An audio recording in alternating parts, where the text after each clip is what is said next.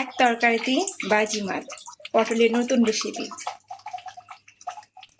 সামান্য একটু ঘি দিয়ে দেবো আর সামান্য গরম মশলা। তো এই নতুন রেসিপিটা কিভাবে তৈরি করেছি চলো একটু দেখিয়ে দিই। প্রতিদিন পটল আলু তরকারি খেতে খেতে না ভালো লাগে না, তাই আজকে একটু ভিন্ন স্বাদের পটল দিয়ে একটা রেসিপি তোমাদের সঙ্গে শেয়ার করব। তো তার জন্য পটল নিয়ে নিয়েছি, আর বাকি কি এটা পরে আমি দেখাবো। তো পটলগুলোকে আমি প্রথমে ছাড়িয়ে নিয়েছি এবং আমি এভাবে কেটে নেব। প্রত্যেকটা পটলকে আমি এভাবে কেটে নেব। পটলের ভেতরে বীজ বা শাঁসটা থাকে, আমি সেটা চামচের সাহায্যে কিছুটা মসুরির ডাল নিয়ে নিয়েছি। তো এবার আমি সেই ডালটাকে শিলেতে বেটে নেব। যাতে মিক্সি আছে মিক্সিতেও বেটে নিতে পারো। আমি এই ডালটা বাটার জন্য সাধারণত শিলনোড়ায় ব্যবহার করলাম। আর রেসিপির জন্য যে মশলা লাগবে সেটা আমি একটু বেটে নেব।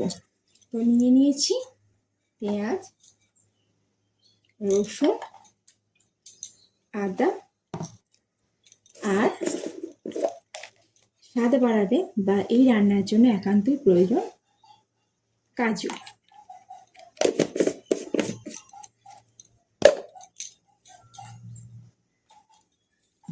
এই কটা আমি ব্লেন্ড করে নেব।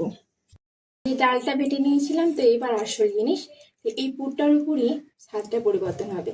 এই বাটা ডালের সঙ্গে নিয়ে নিয়েছি কিছুটা সেদ্ধ আলু, স্বাদ মতো লবণ, স্বাদ মতো চিনি, জিরে গুঁড়ো, হলুদ গুঁড়ো।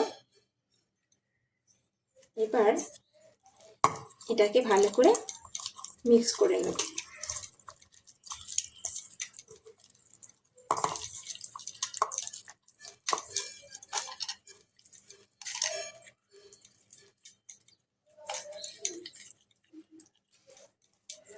যে পুরটা তৈরি করলাম, এইবার এই পুরটা যে পটল রেখেছিলাম বীজটা বার করে নিয়েছিলাম, এই পটলের ভেতরে পুরটা সমানভাবে দিয়ে দেব।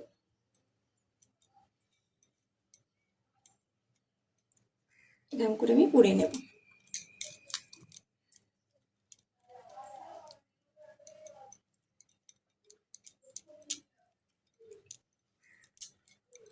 প্রত্যেকটা পটলের ভেতরে পুরটা পুড়ে নেব।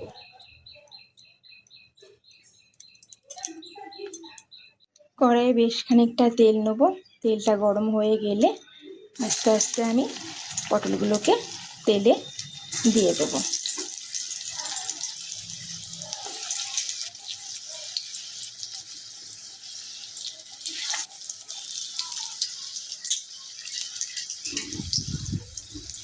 ভালো করে ভেজে নিতে হবে, কারণ ডালটা যেহেতু কাঁচা, তো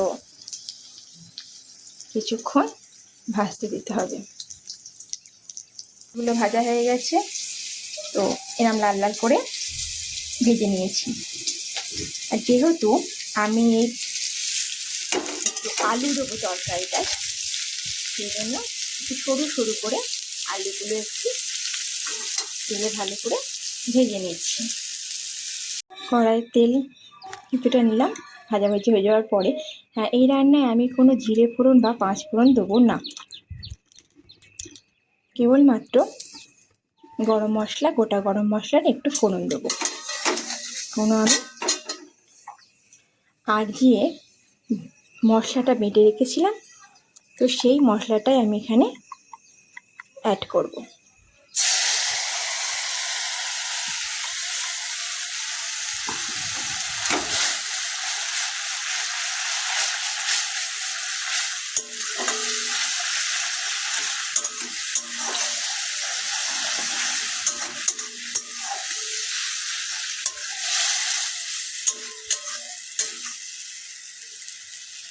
এবার আমি একে একে যে আলুর কটা ভেজে রেখেছিলাম সেগুলো আমি আস্তে আস্তে দিয়ে দেব।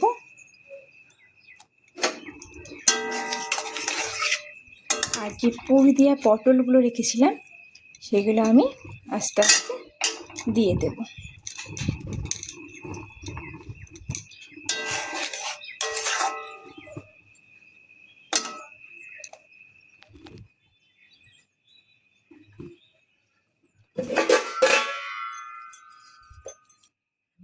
চাপা দিয়ে দিলাম, একটুখানি পটলগুলো